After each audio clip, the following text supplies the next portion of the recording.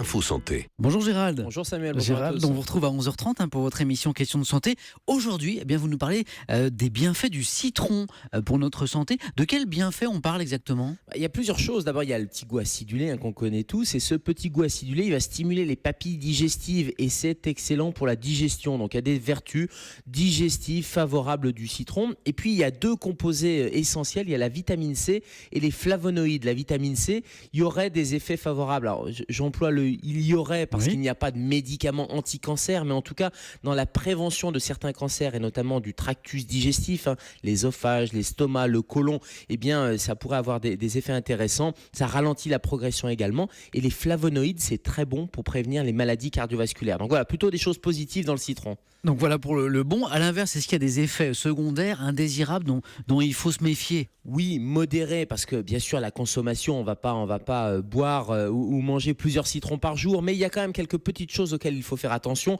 Un, c'est attention avec les médicaments antiacides, des médicaments qui sont parfois mal absorbés à cause du citron, donc il faut espacer de 3 heures entre la prise du jus de citron par exemple et ces médicaments antiacides si vous avez des problèmes d'estomac.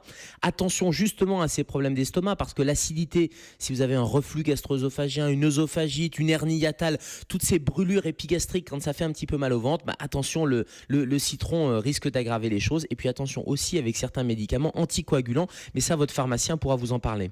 C'est bien noté. Le citron sous quelle forme, Gérald ? Il faut le consommer pour en profiter au mieux ?